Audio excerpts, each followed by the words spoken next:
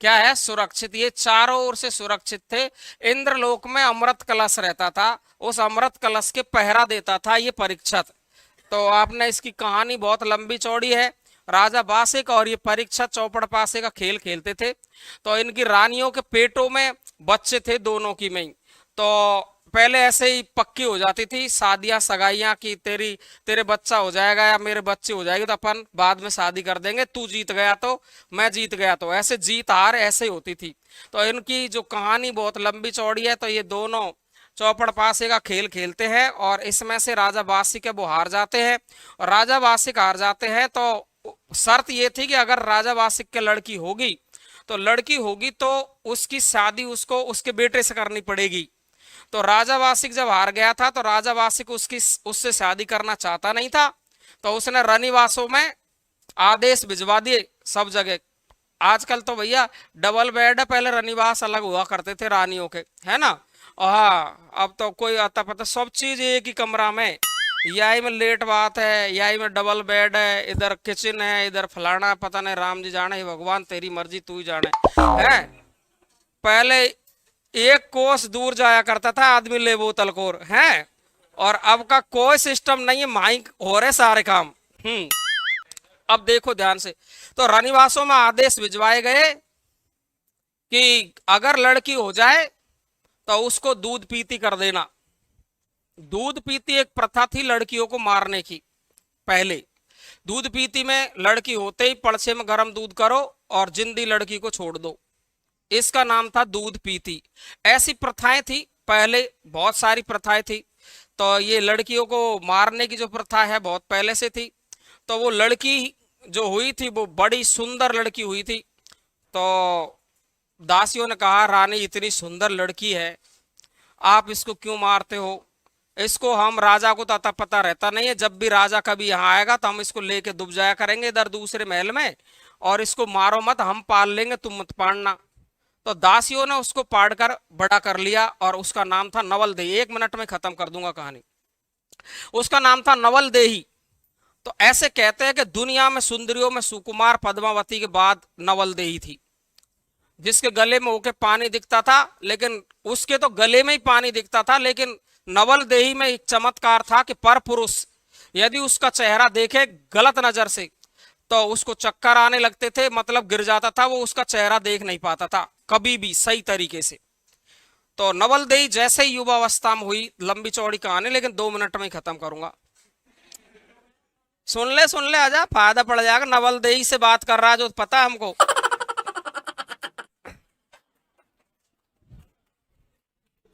तो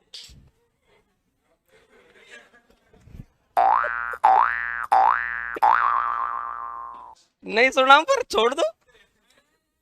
तो नवल देही जब युवावस्था में आई तो एक दिन उसने उसको घर से बाहर निकलने नहीं दिया जाता था, क्योंकि वो तो चोरी से पाड़ रहे थे उसको, दूध पीती किया नहीं था। तो जैसे युवा अवस्था में आई एक दिन, अलग से गलती से ही, जैसे लड़कियां बालों को नहा करके सुखाने के लिए जाती ऊपर ऐसे नीचा करके यूं, तो इधर से महल लगे हुए थे रनिवास और इधर राजा का महल सिंहासन लगा हुआ था राजा बासिक का। तो जैसे ही वो लड़की एक दिन गलती से नहा करके निकली और ऊपर जाके उसने बाल सुखाते सुखाते ऐसे फटकार के चेहरा अपना सीधा किया, तो उसका जो तेज था चेहरे का वो सीधा राजा के ऊपर गया सिंहासन पर। और उसको दिखाई दी सुंदर लड़की है, तो राजाओं की नीयत तो खराब रहती ही थी।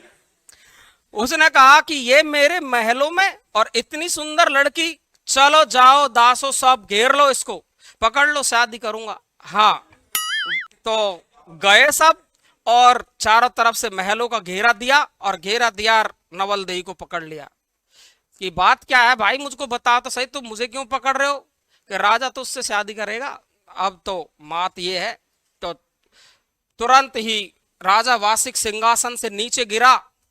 तो उसने सोचा कि ये कोई महान लड़की है, इससे तो मैं शादी करूंगा, मानूंगा नहीं। रनिवासों में जैसे आता है तो रानी ने कहा कि देखो राजा जी, आप चाहे मेरा गर्दन काट दो, सिर काट दो, कुछ भी कर लो, ये जो बेटी है ये आपकी बेटी है और आपने दूध पीती करने को कहा था, हमने आपसे झूठ बोला था, हमने दूध पीती कर दी।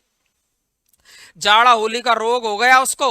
एक जाड़ा होली रोग होता है बच्चा पैदा होते ही, बच्चा लड़की हो या लड़का, तो जाड़ा होली रोग हो जाता है तो या तो माता मर जाती है या उसका बेटा बेटी जो होता है वो मर जाता है। तो एक पेड़ होता है जाड़ का, इतना बड़ा, जिसमें कांटे होते हैं छोटे छोटे, तो वो जाड़ का पेड़ लाकर या उसकी डाल घर पर लटकाई जाती है, उससे वो रोग नहीं होता है।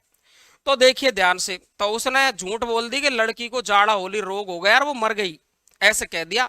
और ये मरी भी नहीं थी, हमने झूठ बोल दिया था, और ये जो नवलदेही है ये आपकी बेटी है। तो राजा की पिता की अपनी बेटी पर नियत बिगड़ने के कारण, ऐसे कहते हैं कि ऐसा ही धर्म था पहले।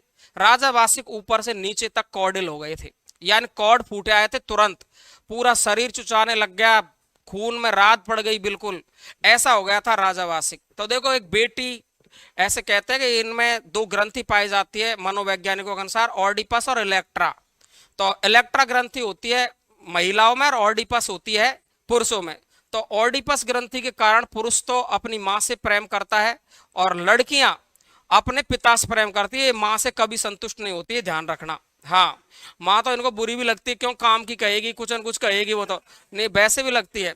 अब देखो ध्यान से, तो क्या हुआ था, बेटी ने कहा कि मैं बाप के कौड़ तो मिटा के रहूंगी चाहे कुछ भी हो जा। तो ये नागों के देवता थे राजा वासिक, इन्होंने सभी नागों को बुलाया, पहले नाग ऐसे ही काम करते थे, पूरे नागों को बुलाया, मीटिंग की, और एक भूरा नाम का नाग था, टाइम लग रहा है यार, पढ़ा दूं मैं। तो एक भूरा नाम का नाग था, उसने फूंपा के कहा था कि वो सबसे ज्यादा दादागिरी करता था सभी नागों में। उसने कहा मैं जाऊंगा और अमृत कलश लेके आऊंगा परीक्षत से, ये परीक्षत, इससे मैं लेके आऊंगा क्या, अमृत कलश, अमृत लेके आऊं और अमृत छिड़कते ही ये सही हो जाएगा।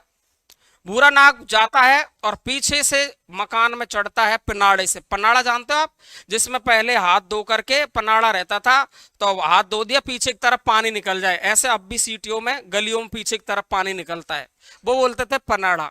तो शाम को परीक्षित की घरवाली ने, यानी रानी ने, वो भी रानी थी, उसने शाम को खाना बनाया और अपने हाथ धोए पनाड़े में।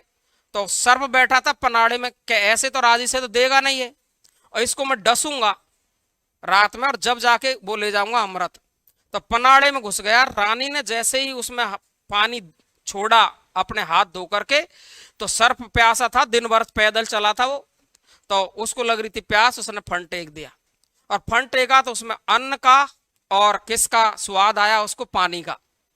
तो जानवर भी इतने समझदार होते हैं, आज भी बोलते ही नहीं है, सिर्फ इंसान से ज्यादा समझदार। इंसान चकमा दे सकता है, धोखा कर सकता है, इंसान जानवर बन चुका है, बदतर राक्षस बन चुका है कुछ लोगों को छोड़कर, ये सच मान लेना। किसी का, अपने खास रिश्तेदार का भी ये भरोसा नहीं है कि ये क्या कर सकता है मेरे साथ में।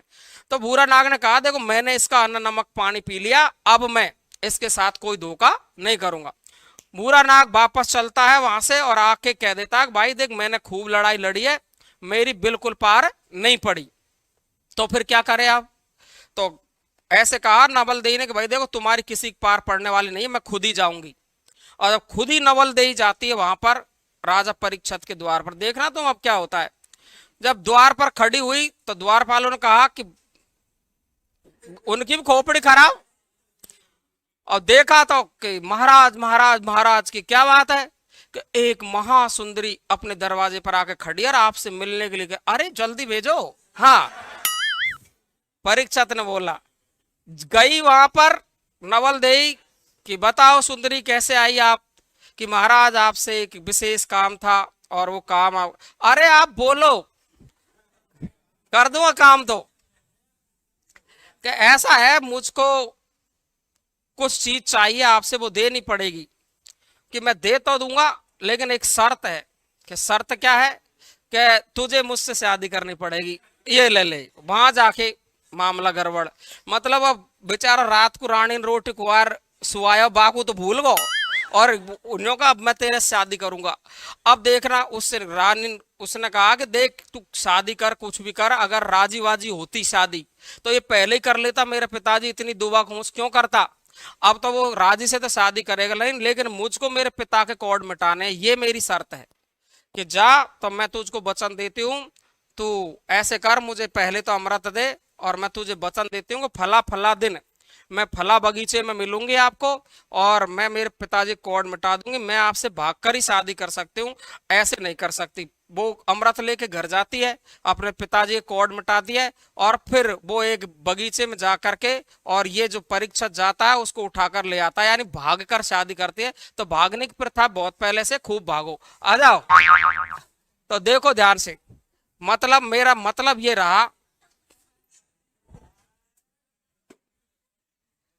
ऐसा बिल्कुल नहीं है। अब सरकार सहयोग कर रही है, 5 लाख रुपए अलग से दे रही है, तो अपने पसंदीदा शादी आपको करनी नहीं चाहिए मेरे हिसाब से तो। बाकी सरकार कुछ भी कहे, अपना समाज, अपना घर, अपनी इज्जत, अपने माँ बाप, ये सब कुछ एक ही होते हैं। लेकिन प्रथाएं पहले से थी, उनको आज उखाड़ रहे हैं, है ना। तो प्रथा तो पहले गंदी थी, बेटियों को मारने के, आज रोक तो है कम से कम, ठीक है ना। तो ये सब चीजें सुधार तो है, लेकिन आपको भी लाना, ये वही परीक्षित है। तो कहानी इसकी लंबी चौड़ी है, लेकिन अपन ने इसको शॉर्ट में भी नहीं सुनाया, अभी बहुत लंबा चौड़ा मामला है इसका। तो देखिए राजाओं, ये है परीक्षित, समझ में आ जाएगा। अभी परीक्षित कभी नहीं भूलना है।